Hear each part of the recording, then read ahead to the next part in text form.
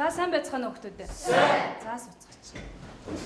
За хэдүүлээ өнөөдрийнхөө шинэ хичээлийг эхлэхээс өмнөх хичээлийн сэргийн санаад гэрийн даалгавраа шалгая. За гэрийн даалгаварт өгсөн сэдвүүдээс физик үргэлжлэлийн талаар 1-р багаас хэн хариулах вэ? За бүрэх үү? Физик үргэлжлэл гэдэг бол чулуу, хагарах, энтрих, бутрах үзэгдэл буюу механик бүлээг хийдэг үзэгдлийг физик үргэлжлэл байна.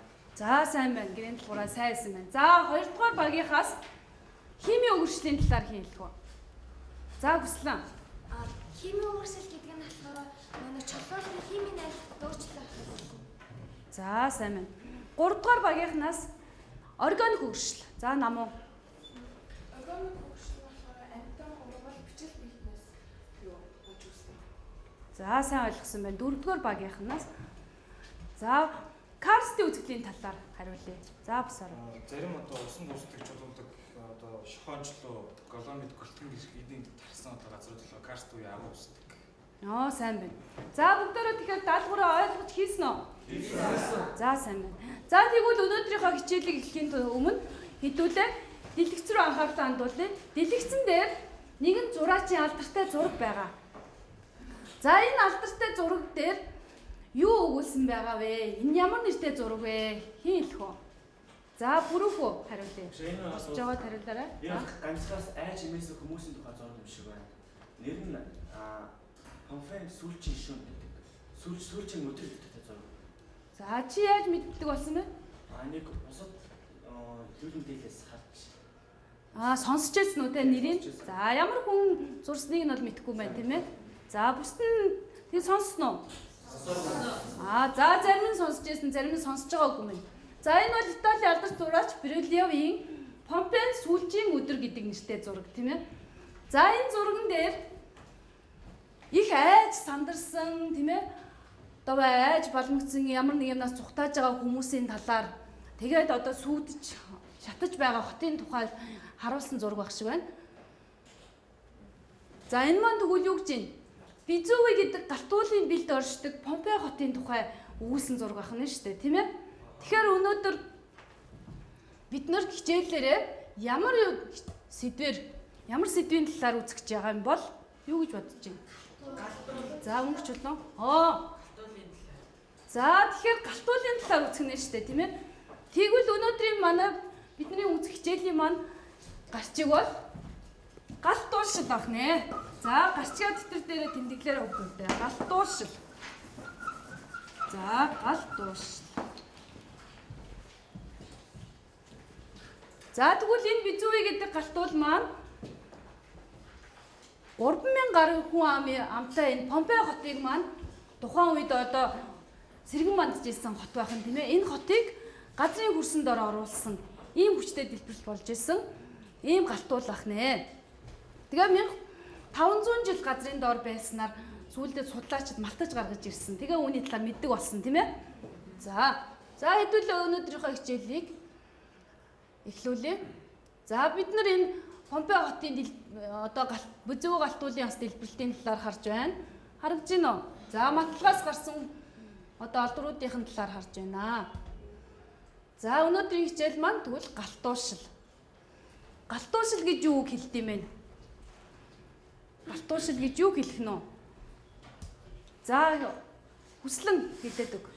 Галтуушил гэдэг нь газрын давхар руу магн нэвчиг газрын гадар дээр бэлхэн хахтай холбоотой үзэгдлийг. За газрын давхарга руу магн нэвчих гэж байна. Эхнийх нь.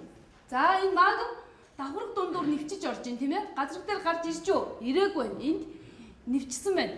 Дараа газрын гадар дээр бэлхэн гарч ийн.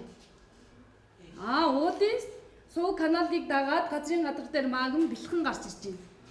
Энэ үзэгдлийг юу гэдэг бахна вэ? Галт уушил гэж нэрлэдэг бахна. Ойлгосноо? За галтуушил гэж нэрлэдэг. Тэгвэл галтуушил маань бэлхмал, шургамал гэж хоёр ангиллагддаг бахна тийм ээ. Газрын гадар дээр гараад бэлхжээвэл бэлхмал галтуушил. Газрын ан цав руу шургаж орвол шургамал галтуушил болдог бахна. За тэгвэл энэ шургаж орсон энэ магмын хэсгүүд газрын ан цав руу шургаж орсон магмын хэсгүүдийг батолит гэж нэрлэдэг. Батолит болон мөн лаколит гэж нэрлэнэ. Энэ маань хайж зарцаараа дараа нь батолит, лаколит гэсэн нэртэй чулуулгийн биетийг үүсгдэг байна. За тэгвэл бэлхмал галт ууршил нь ядгүй. Лаа бол газрын гадар дээр цацагдж дэлбэрч гарч ирнэ тийм ээ.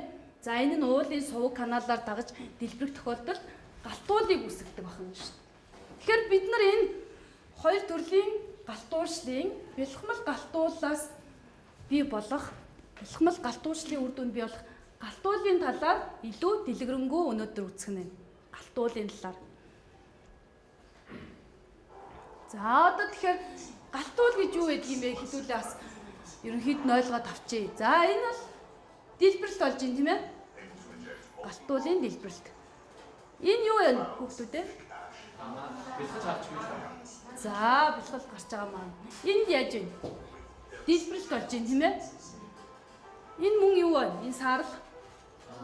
Үнс нөө дэлбэрэлтээс гарч байгаа үнс нөө. За. Галтуул тэгвэл яаж үүсэж бий болд юм бэ? Энэ бичлэгээс харагдаж штэ.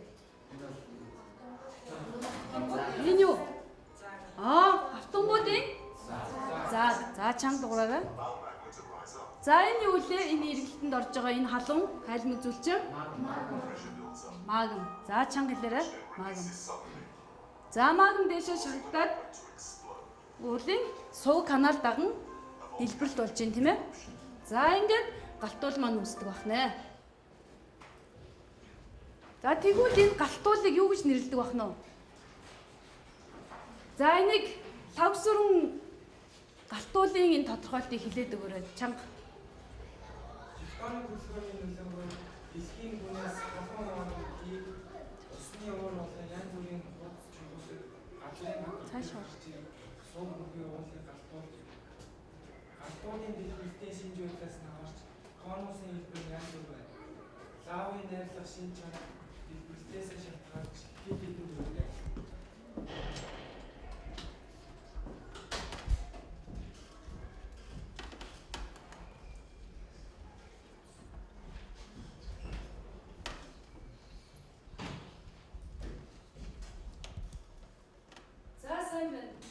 Тэгэхээр галтуул гэж юу гэдгийг ойлгоо? Ойлгосон. За ойлгосон бол хэдүүлээ одоо сая галтуулын талаар ерөнхийдөө бас юм мэдэж авлаа. Тэгэхээр та нар ширээн дээр байгаа конусуудыг одоо мөн галтуулын макетуудыг хараад ажигл. За тэгээд үүнийхээ дараагаар харааж өгсөн энэ дүрсүүдээрээ нөгөө галтуулынхаа бүтцийг эвлүүлж хийгээд за тэгээд хиний баг нь сайн эвлүүлээд галтуулшлын үйл явцыг сайн тайлбарлаж өгж байгааг хэдүүлээ харцгаая.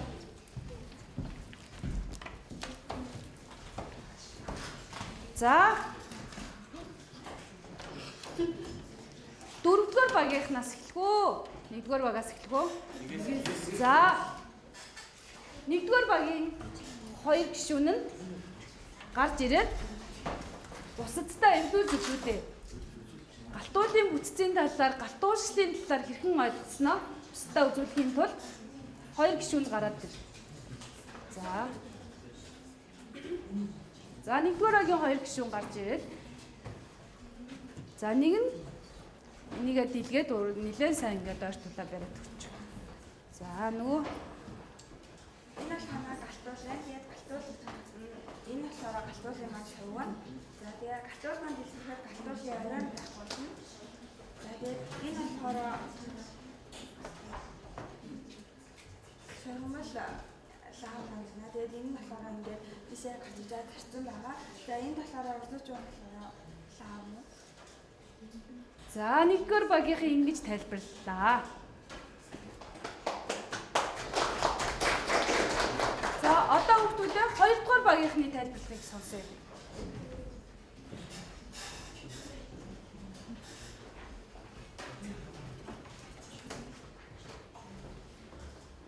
За 2-р багийнхны тайлбарлалыг сонсъё. Энэ ногоон хэсэг нь болохоор галтуул харагддаг. Харин энэ шар хэсэг нь болохоор галтуулын үндсэн сувг харагддаг.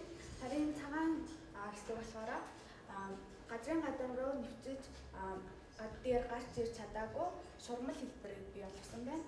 Харин галт бол дэлбэрэхэд оройн хэсэг дэлбэрэн магам өрсөн энэ лавыг үүсгэсэн байна. За сайн байна. За хүнчлээ тайлбарлаа. 3 дугаар багийнхан. За хэрхэн тайлбарлахыг харцгаа хэдүүлээ. Та бүхэн харж байгаа бол галт бол мэдээ энэ болохоор энэ шам болохоор галт уулын канал буюу суугаад энэгээр болохоор лав урсч гарч уулын өрөө байхгүй болж бэлгэж гарна. Ингээд үнс гардаг. Энэ синхрон болохоор лав урсч буюу лав энэ цагаан болохоор шурмал газар руу нэвчиж орж чадаагүй лав байна. За. Ойлгосноо хүмүүс ээ? Одоо 4-р багийнхан нэг. 4-р багийнхан галтууршлыг яаж тайлбарлах нь вэ? Та бүхэн энэ харж байгаа юу бол галтуулын жижигхэн юу наа. Тэгээд энэ харж байгаа шарин бол сууг үе канал. Тэгээд энэ зүйл нь болохоор газрын гадар руу нэвчиж байгаа. Тэгээд нэвчээд гарч чадаагүй чонгол хэлбэрээр үүс байдаг. Тэхийн дотроос магм маань энэ канал руу суугаад гарч энэ оройд нэрээд уулын оройд хэлбэр. Яг гарч ирсэн магм маань гараад лав болоо гэдэг уулыг дагаа урснаа. За. За баярлалаа. Бүгдээрээ сайн байцгаалаа. Тэгэхээр одоо багийнханд оноо өгцгөөе. За Исмаил инээж байгаа энэ дүрсээ сайн хангалттай сайн гэж бодсон багт нь 2-ыг өгье. Бусад багт дундаж за түүнээс арай бага гэж бодсонд нь 1-ийг өгье. За тэгвэл аль багт 2-ыг өгөх үү? 1-р багт хэдийг өгөх гар алга тишээ. За 2-р багт 3-р багт за 4-р багт за тэгэхээр 2-р багийнханд 2 Исмаил бусад багт нь 3 1 Исмаил өгье.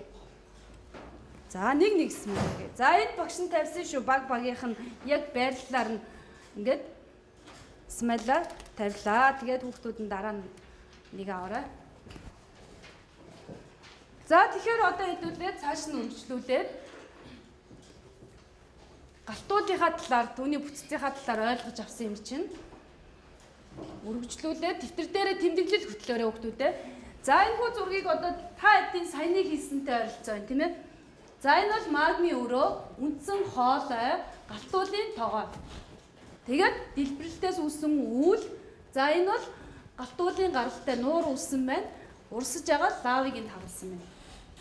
За та нарын сая хийсэн илүүсэн төрсүүд дотроос эндээс нэг гол зүйл орхигдсон тийм ээ.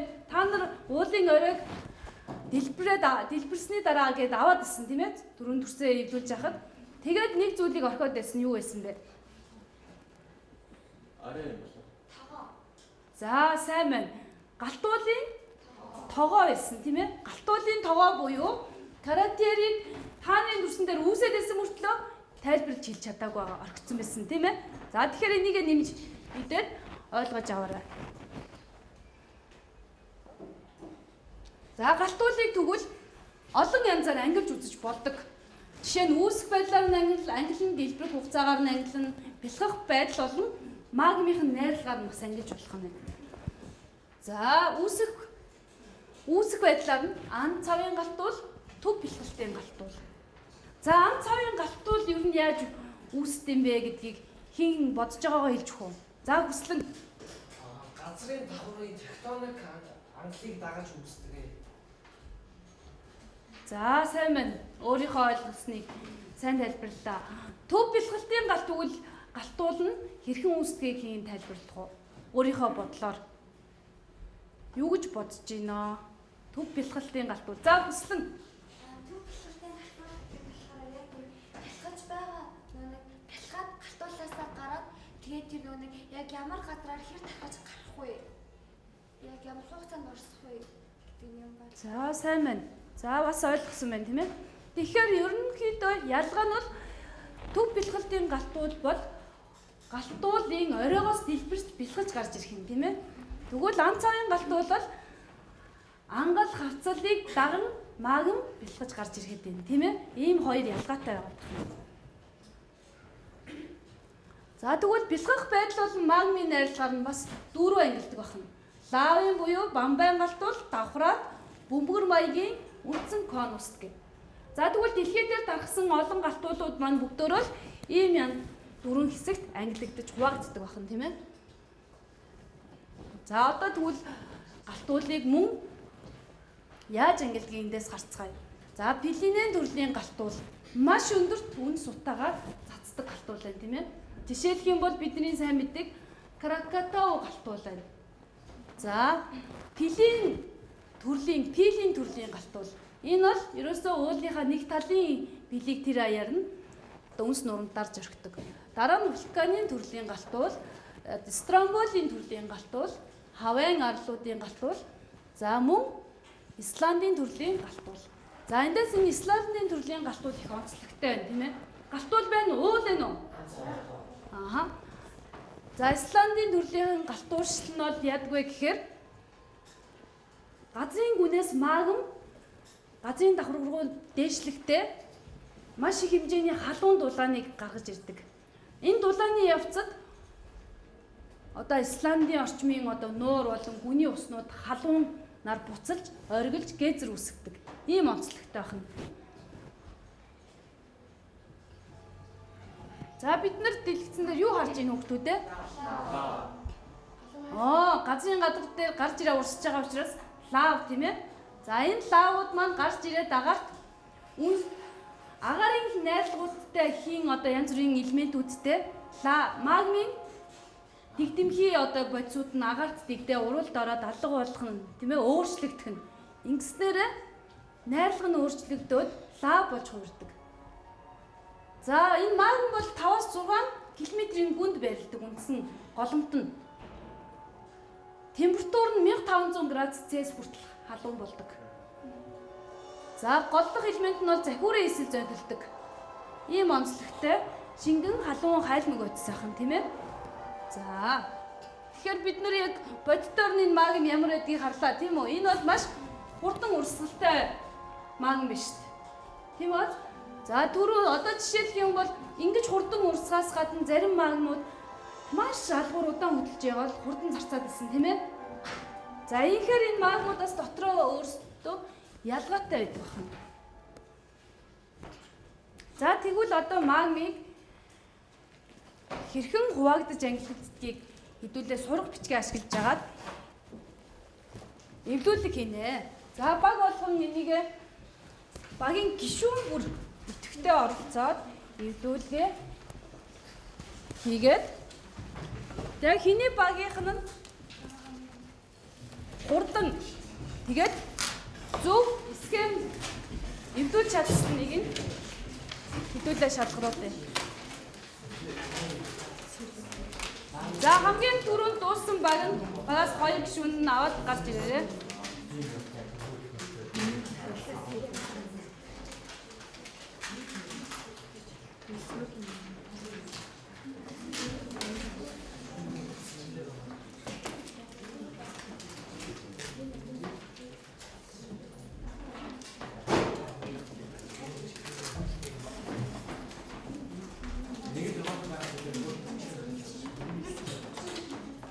За дөрөвдүгээр баг түрүүж дуусч. За дөрөвдүгээр багийн 2 гишүүн нь хамгийн хурдан хийж дууссан эвлүүлгээ аваад гараад ирээрэй.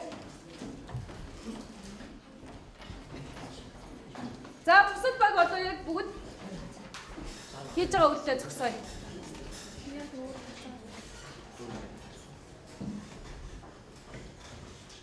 За тайлбарлая. Саам болохоор эслэг боржингийн гэж бас сүрлэг хөрмөж болов гэж хоёр ангилтай. Сүрлэг хөрмөж болов болохоор бидний эслэг халуун 600 Цельс. Яг төлөвтэй 30 градус цамцтай байна. Харин эслэг боржингийн болохоор агуур өдөртөө шүлтэн гитар юм аа. За эдгээр энэ юу вэ? захиурын болохоор эсдэг орчинд болохоор захиур нь 78% олгодог. Харин сүүлийн хөрмөн чулуунд захиур нь 50%. За. За. Сайн хийсэн байна. Одоо дараагийнхаа багуудыг хэрхэн яаж тайлбарлахыг нь бас хэдүүлээ харцгаая. За, нэгдүгээр баг дараа нь гарч ирэх үү? Хийсэн ээ. За, нэгдүгээр багийнхан гараад дээр. Нэгдүгээр багийн 2 гишүүн. За, яаж эвлүүлсэн бэ? Тэгээд бас яаж тайлбарлах нь үү гэдгийг нь хэдүүлээ. Манай баг болохоор лавыг За. хин хуваатыг болсон байгаа. Тэгээд лавыг дотор нь 2 хуваадаг. Эслэг, суурлаг, боржингийн хөрмөн чулуу. Тэгээд эслэг боржин болохоор алуур хөдөлдөг. Суурлаг хөрмөн чулуу нь болохоор түргэн хөдөлдөг. Тэгээд алуур хөдөлдөг нь болохоор 55%. Түргэн хөдөлдөг нь болохоор 78%.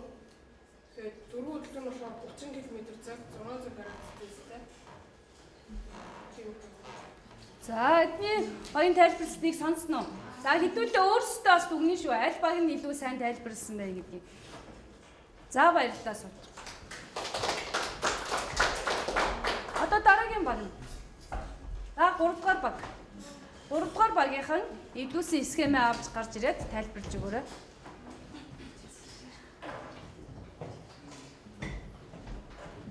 За, тэгээ багуудын схем зөв эвлүүлж үү, буруу эвлүүлж үү гэдгийг бас давхар харна шүү дээ. За лавыг суурлаг хөрмөн чулуун тэгээд эсрэлэг боржингийн 2 хувааж байгаа. Тэгээд суурлаг хөрмөн чулуун нь